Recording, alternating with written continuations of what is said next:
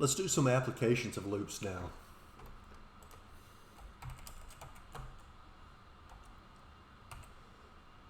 So a very common application when you first learn to use loops would be something like this. You have a question, says in the range of 1 to 45 inclusive, which means I include 1 and 45. Print the integers evenly divisible by 3. Right? So several different ways to do this. I mean, why am I even thinking loop? Well, I'm already looking at it and saying, okay, in the range of 1 to 45. So I'm thinking about, depending on how you approach it, looking at each of these 45 numbers and asking a question. Is that number evenly divisible by 3? So I don't want to do the hardcore approach. I don't want to do something like this and say, if 1 mod 3 equals 0, printf, say 1. I remember the reason I wouldn't do this approach, but remember what the mod 3 means. It says that if I divide 1 by 3 and get 0 as the remainder, 3 divides evenly into 1. All right, so it would be part of what I would print out here. So the painful approach would be do something like this, and then you do the same thing for 2. Same thing for 3, and these we need to change. And just show you what that does. So it printed 3. We'll throw a new line in here.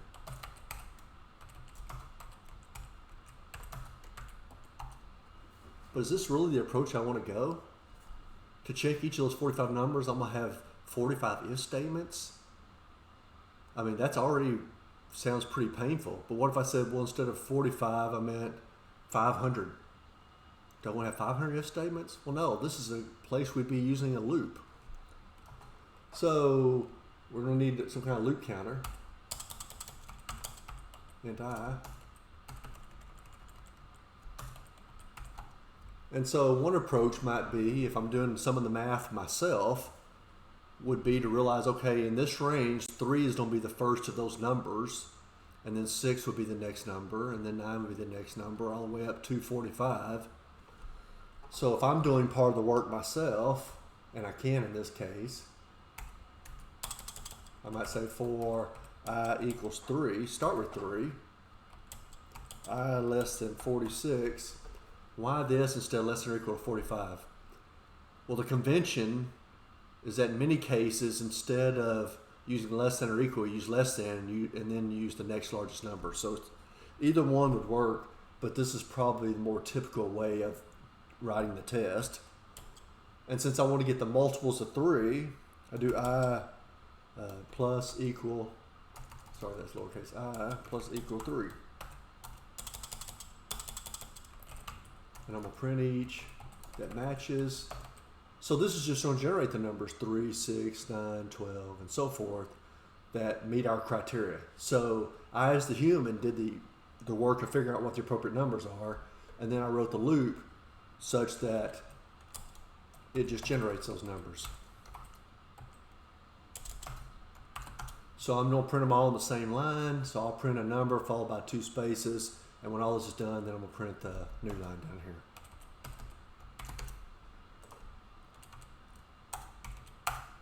Three, 6, 9, 12, 42, 45. Okay, so that looks like the right answer. And it helps to know what the right answer is in terms of checking your work, right? So this is one approach. But the problem with this is that in many cases, either you don't want to go to the trouble of doing the work yourself because it would be so difficult that it would be painful. And in fact, the reason why we're using the computer is so I can avoid having to necessarily do the work.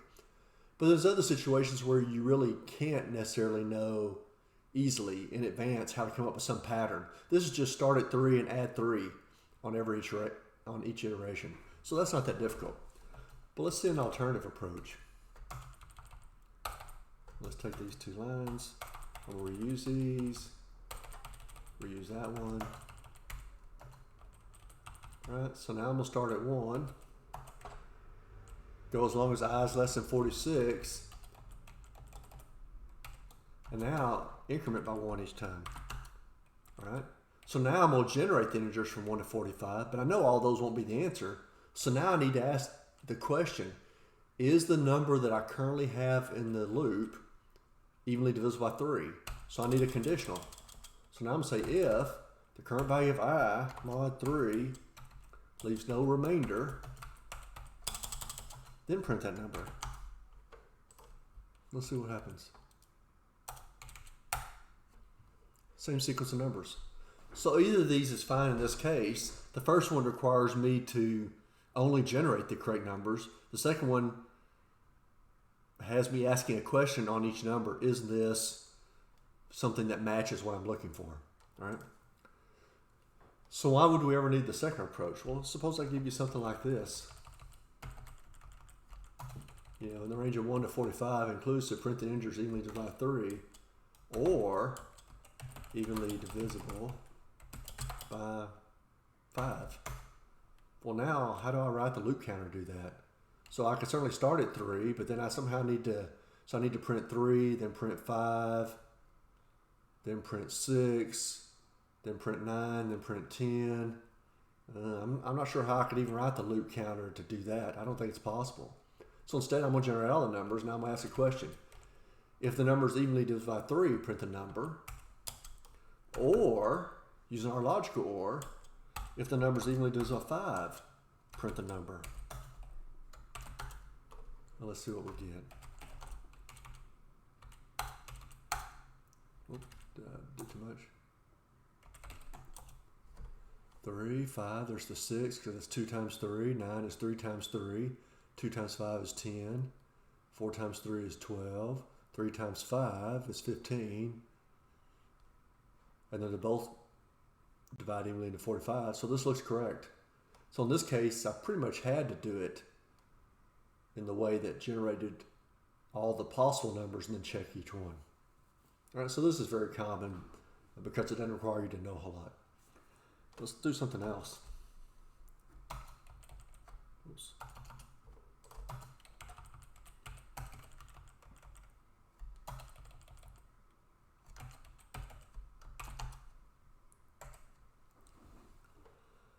Let's estimate pi. There's many ways that have been developed over the years, but this is one of those ways. And so this is the summation symbol. This is going from k equals 0 to infinity, and obviously we can't, so we'll have to stop at some point. Produce this ratio using the current value of k and multiply the whole thing by 4. So if we look at just this part, when k is 0, we have minus 1 to the 0 power, which is 1, divided by 2 times 0 plus 1 is 1.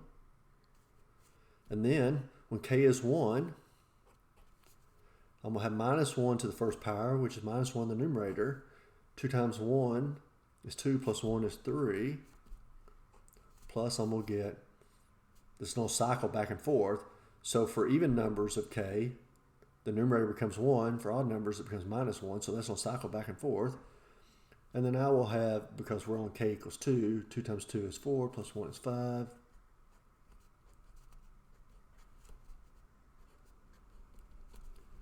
Forever. And remember, all this is multiplied by 4. So really what it's saying is pi is equal to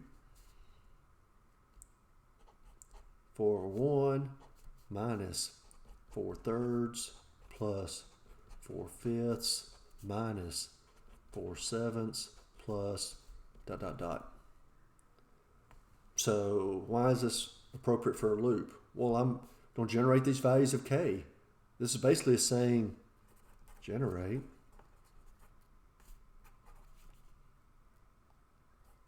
k equals 0, k equals 1, k equals 2, dot, dot, dot, k equals infinity, which of course we can never get there because that's not an actual number, but that's the idea. We're heading towards infinity. So I'm looking at this thing, oh, I'm repeating a process. That's a loop. That's how I think about it. So let's write the code to do that and see how well it works.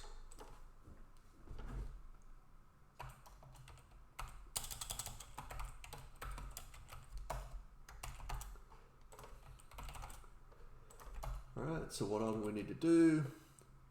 We need a value k. And of course that's a summation, so my pi here is my sum of those values. So int k and our estimate of pi, but this will be a current estimate of pi. So we can do this on each iteration. So how do we do this? If we think back to what I said, this is really a summation. So I'm really thinking sum equals 0 plus 4. So initially when k is 0, my estimate for pi is just 4. And I subtract from that 4/3. And then I add to that 4/5. So I have an estimate, then I have a new estimate, then I have a new estimate. So I'm updating my sum. So really, I'm doing a sum equals sum plus whatever the new value is. But instead of writing sum, I'm just writing pi in my code, or pi.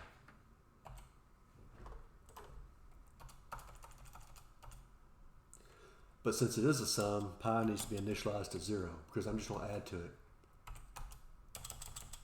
For k equals 0, k say less than 20, so they give us 20 values because we start at 0, k plus plus, and then we're going to have what we add to the sum. So I could do it a couple different ways. Pi equal, and I'm being very explicit here, I could do pi plus equal plus 4 times my numerator. So this actually leads into something. I need to include the math library to do powers.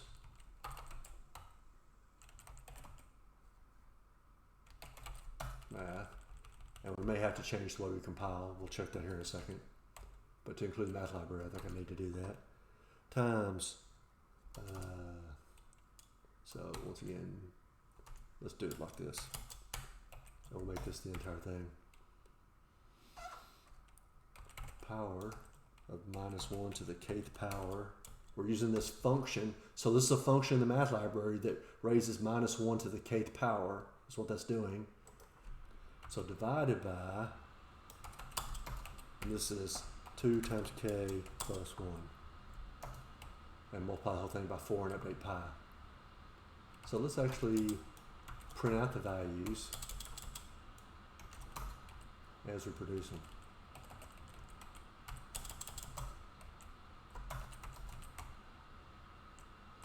So what is pi? Because now I'm asking that question. I should have asked it in the beginning. Pi actually should be a double. And why is that? Because it's going to be something with the decimal part, at least after it gets past the first number. If I stopped at k equals 0, yeah, my estimate would be 4, so that'd be an integer. But after that, it's never going to be an integer again for an estimate. So does this all work? Sure, k is still an int. Do that. All right, so percent f.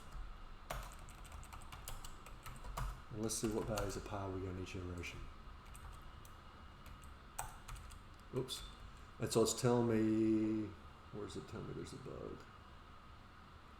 Oh, sorry. I so focused on my parentheses here. Looked off my semicolon. Get a little debugging action going here. And this is what I suspect is going to be the problem. Since I'm using the math library, I actually have to add something else in. So -lm is required to link in the math library. And notice, so that's lowercase l, not a 1. And this is telling it to link in the math library, which is necessary in this case for that particular library. And notice I didn't get any errors. So now let's run it. So there's 4, which we said was our initial estimate. 2.6, 3.4. Remember, pi is approximately 3.14159. 3.19, 3.09. It's not looking very good, but that's only with 20 values. Let's change it to 200. It may take thousands to get a quality level of precision. 3.14, 3.13. Let's make it 2000. 3.14. All these have 3.14. 3.14159. What's it going to take to get there? Let's try 20,000. 3.141543. Since we're only showing 6 decimal places, this looks like it's cycling back and forth between the same 2 values, but in reality, they're going to be different at more degrees of precision. So let's fix that. So remember, if I use %f, that defaults to 6 decimal places. Let's use, say, 10.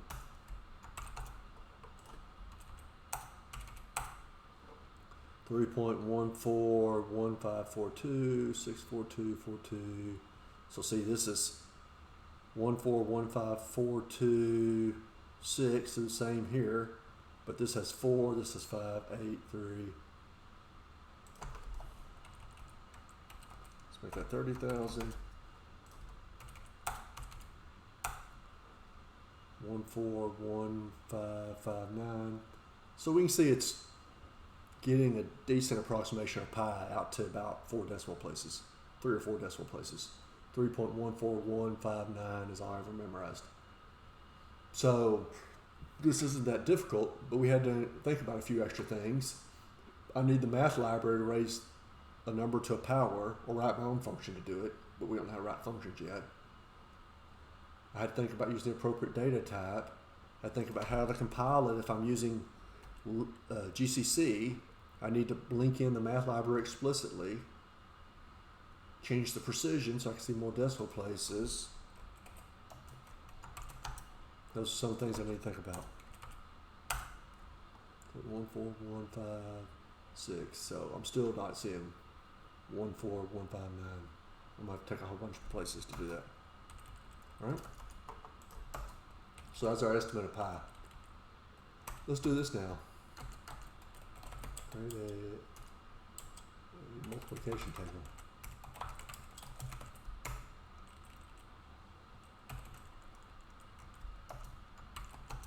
And let's sketch this out. So let's talk about development. How do you develop? Well, there's different approaches, but the 2 that I rely most upon are, I would say,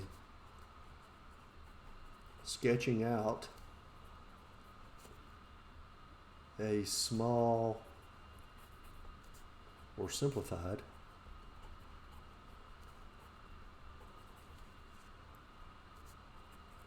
version of the problem,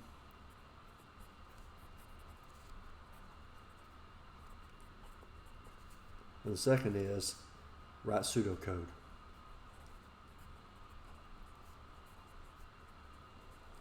And the reality is, in many cases, I may do both. So what is the second one? Pseudocode is sort of a quasi-English/programming version of something. So think of it as like doing an outline for writing a paper.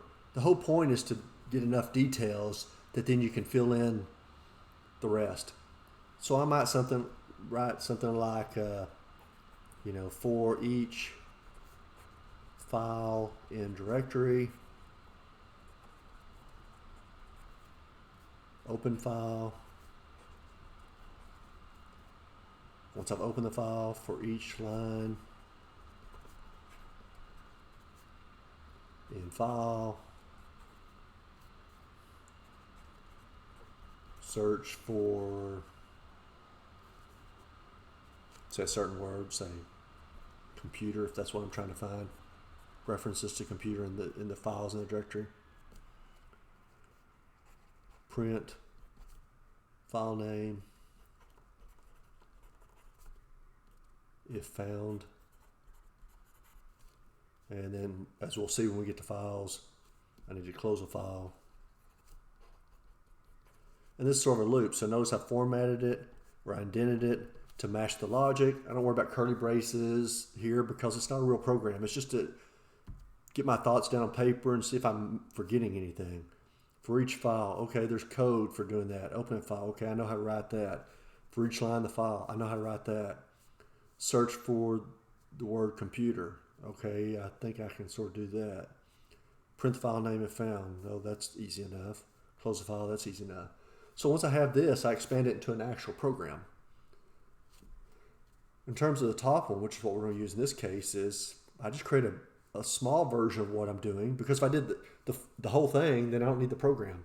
So I'm going to do a small version, see if I can work out the details and see if I miss anything. So let's say we want to create a 10 by 10 multiplication table. Now I could do that, but that's going to be a lot of work. So let's just do a 5 by 5 multiplication table. So remember how this works. Typically we have some kind of outline, say, okay, 1, 2, 3, 4, 5. Over here, 1, 2, 3, 4, 5. And we get 1 times 1 is 1. 1 times 2 is 2. Times 3 is 3, 4, 5. 2 times each of these numbers. So 2, 4, 6, 8, 10. 3 times these numbers. 3, it's not quite lined up, but 6, 9, 12, 15.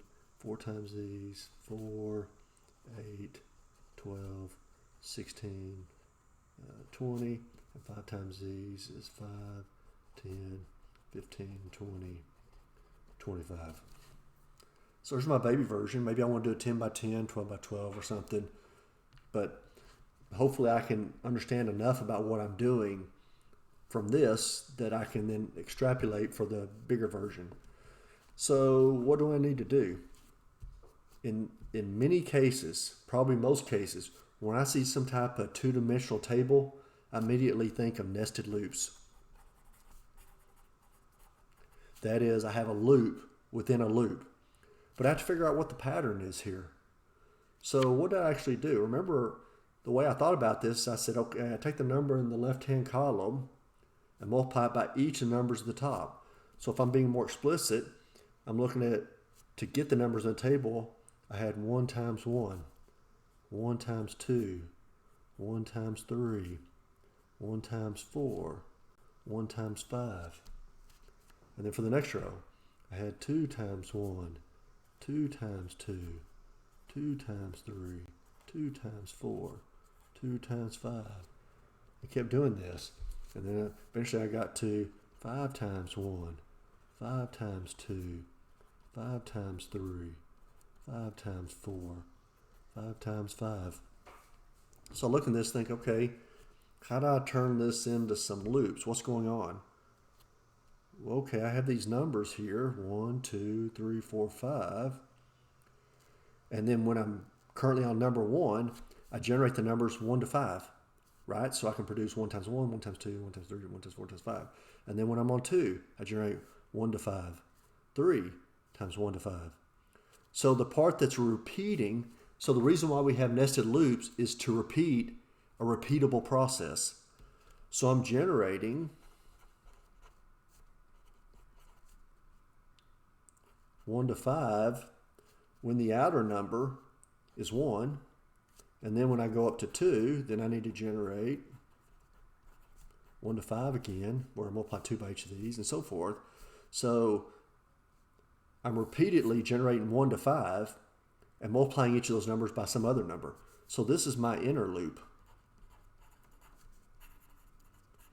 And then I need to do that for the integers from 1 to 5. So this is my outer loop. So let's at least start with that, and then we can figure out how do we make this look pretty by putting these numbers here and these numbers here and even adding some bars to it, right? But one of the things I need to think about is I want to make things line up. So in this first column, everything is 1 digit, so they're automatically going to line up. But by the second column, I've already got 1-digit numbers mixed with a 2-digit number. And if I were to go up to say 10 by 10, I'm going to eventually have some 3-digit numbers. But I also want to have some spacing between the numbers. So I need to think, how can I make sure that things are right justified while still leaving spacing there? We'll figure that out as we get there, or talk about the thought process. All right, so we're going to do a multiplication table. Now we said nested loops. Now the convention would be to call the outside loop, use the letter I, and then the next loop would be J, and the next loop would be K if you had one, and so forth. But personally, I prefer to use I and K because I find I and lowercase j to look too similar. So I'm afraid that I'm accidentally going to confuse those. So I'm going to use I and K. If you think back to when I talked about meaningful variable names in my introductory lecture, I said that one of the exceptions to using meaningful variable names was when we talked about loop counters. This is the convention. I'm not crazy by using I and J and K. This is what most people do when they're writing C code. Now, could I call it count? Sure. I could call it count 1 and count 2, but then you'll be the oddball if you do that. I could call it fish and apple if I wanted to, but then it'd be really confusing and you'd really appear crazy. So single letters of the alphabet are often used for loop counters. So let's think of how we need to do this and go back to my table again for a moment. So I'm printing a number, to the right of that printing a number, printing a number, printing a number, print number, and then printing a new line. All right? So that way I start the second row. When do I do that? After I've finished, since the 1 through 5 here is the inner loop, once I finish processing printing those 5 numbers, then I print the new line. So that way the next line of numbers print below it. So I need to make sure I accommodate that. All right? For I equal 1, I less than 5, I plus plus, because we're incrementing by 1. And I don't know yet if I'm going to be able to leave off the curly brackets, so I'll just automatically include the curly brackets. It doesn't hurt anything. For k equal 1, k less than, really it should be 6. Sorry if I'm doing 1 to 5. It should be 6s. K plus plus, curly bracket, matching curly bracket. So remember, the formatting here is for human readability. I'm indenting to match the logic, and I prefer to have curly brackets match up with the construct they're associated with. So this F and 4, the first 4, the outer one, matches this curly bracket. And this 4 is matched with this curly bracket. So it's easier for my eyes to see how things work. So we said, okay, what are we going to do? Now I could generate the number and then save it, but I'm just going to put it in the print statement.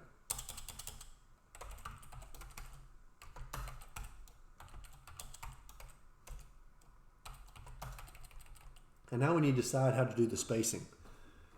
I want to have at least one space between numbers. And if I'm thinking ahead, because remember I promote the idea of scalability, if I'm thinking ahead to potentially having products with 3 digits, so I could go up to something like 30 times 30, well actually, 30 times 30 would be 900. If I'm thinking ahead to something like that, well then 3 digits, and then I want a space next to them if necessary. Let's do this. So we'll say I'm going to have %4D.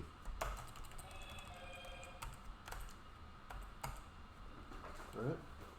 So why is that?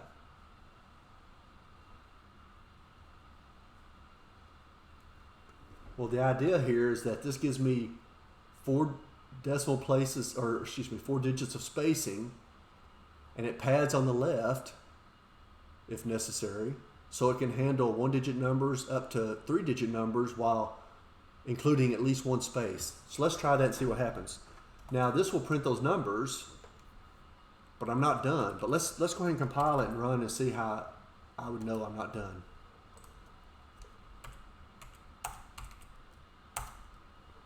Yep, 1, 2, 3, 4, 5, 2, 4, 6, 8, 10, but they're on separate lines. And that's what I was thinking about. Remember I said we need to include new lines. So Where does that belong? If I put it here, this puts a new line after each number, so it's going to print every number on its own line. I want it to be after I finished a row. And this loop right here represents a single row. So the new line needs to be outside that loop, but inside the other loop.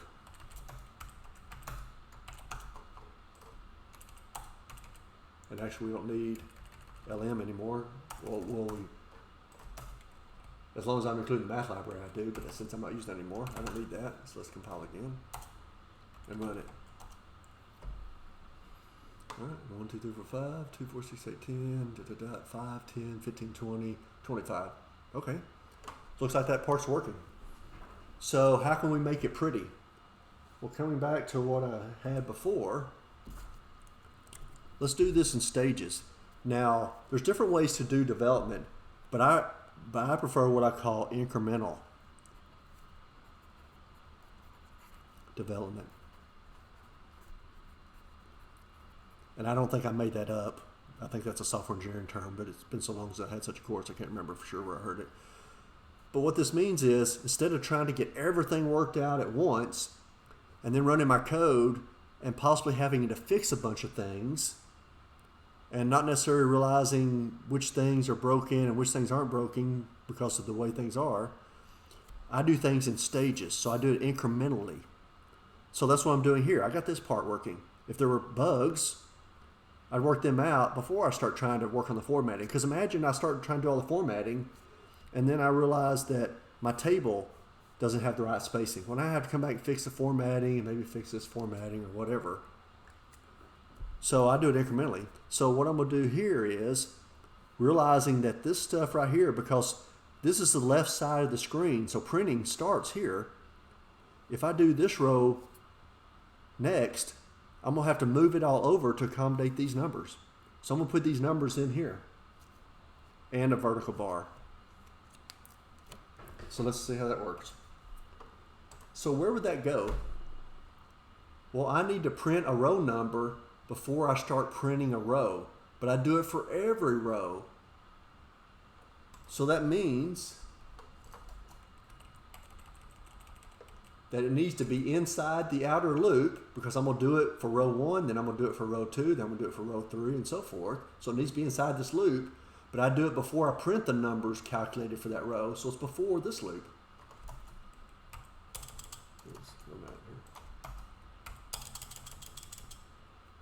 So what do I need to print? Well, for the first row, I need to print 1. And that's when the loop counter's on 1. And then when the loop counter's on 2, I need to print the 2. When the loop counter's on 3, I print the 3. So I just print the current value of I. But I'm also thinking ahead. If I want this table to eventually accommodate things like 10 by 10, and I want these numbers to be right justified, I'm going to say %2D. And then I'm going to put a space, and let's put in a vertical bar, but no new line. Is that right there? So I think that'll work, because what this says is print the current value of I, use 2 spaces or 2 characters worth of spacing, pad on the left if necessary, followed by a space, followed by a vertical bar. And then this right here already will make sure I have at least 1 space. It will actually be multiple spaces here, because this column consists of the smallest number since it's 1 times something. Let's see if that works. Notice there's no new line here because I want these numbers to start right after this. Looks like it's working. All right. So now how do I add the header part? Well, I need to print 1. So I really need to print 1 through 5, since basically it's the same thing as this, but I need some spaces here. How many do I have? Well, it depends upon this other stuff here. All right. So if we're going to make this go up to at least 2 digits, so I'm sketching it out. So I'm going to have a character. So let's say it was the bottom row, just so I can see. So I have 1, 0, a space, a vertical bar, and then if I use %4D for these, I think they'll be in the right place. So I'm going to use percent 4D. So this would be 1, 2, 3, 4 spaces. And then print that before I print this row, and then print 1 through 5 in this case. So let's try that. Where does that go? Well, that needs to happen before I even start printing the multiplication table. So it's completely outside the loops.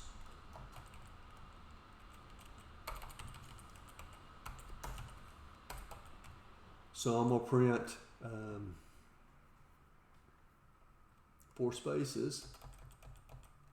1, 2, 3, 4. All right. No new line, and then I'm going to follow that by printing the integers 1 to 5. Well, let's get this one.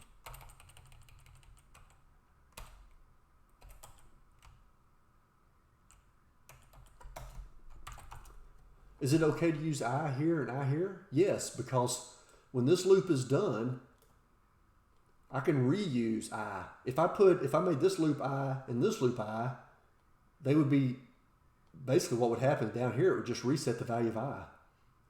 So it's legal, it just won't work correctly. But this says use I. This will, if I've written this correctly, put the column numbers, use up the loop completely, and then when this loop is completely done and I don't need this I anymore, I can reuse I down here. So let's see if this does what I need. But this does need to be followed by one other thing, a new line.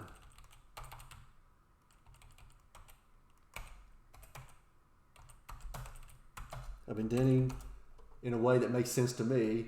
The spaces followed by this, new line. I put 2 spaces in here, so I'm separating this part from this part. And let's see what happens. There you go. Whoops, what did I leave out? A row of dashes or something there. So how's that going to work? Well, let's say they start at the same place. So now I'm going to do this. Let's reuse some of this code. So I still won't have 4 spaces again, but now I'm going to print. Let's use dashes. 1, 2, 3, 4. So this will print 4 dashes, followed by 4 dashes, followed by 4 dashes after the 4 spaces. So what it should be is 4 spaces, and then 4 dashes, 4 dashes, 4 dashes, 4 dashes. And eventually a new line to start the multiplication table. And that looks correct.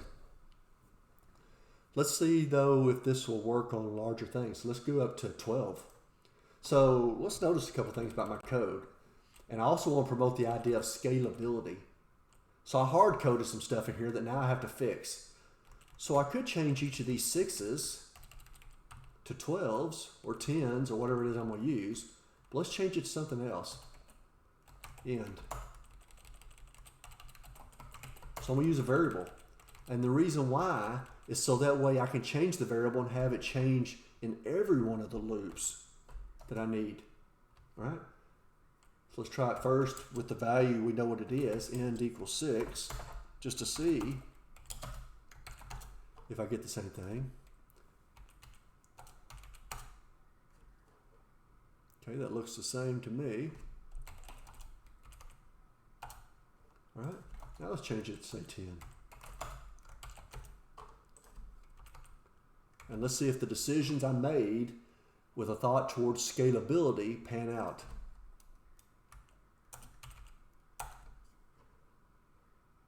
Oops, I said 10, but remember, the way I've written the code is I need a number actually pass that, so this needs to be 1. But it did work for 9 by 9. 10, 20, 30, 40, all the way to 100. There's my first triple digit number. Right? But it worked for 12. So I would need to use 13 here if I'm writing it with less than end. 12 times 12 is 144. So just sort of spot checking. This looks like the right thing. And I could go bigger, but then pretty soon we'll get a word wrap problem. Let's say if I used 15 by 15, so I'll put 16 in there. 15 times 15 is 225, I think. Right? We can check some things. 15 times 10 is 150. That's easy to check.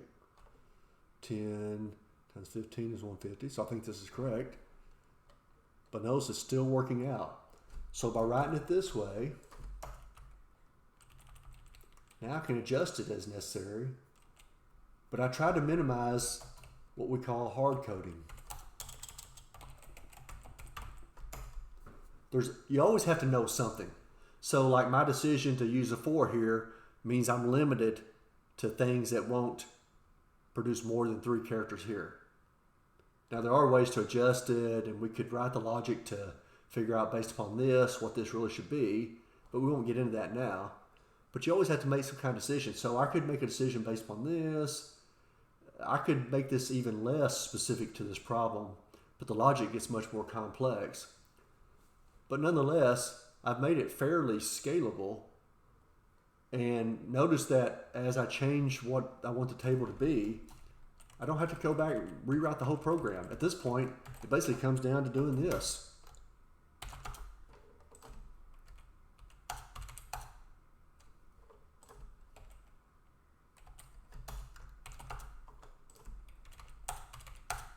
I change one number and I produce a whole new table that's still correct, without having to track down over here and say, well, now I need to change this, and now I need to change this. I fixed it to where I minimize the things I have to change. And that's something you should keep an eye towards as you're writing code, because I would argue what I did was actually easier than many ways I could have hard coded this, even if I wasn't ever going to change it. If you find these videos helpful, please hit the subscribe button.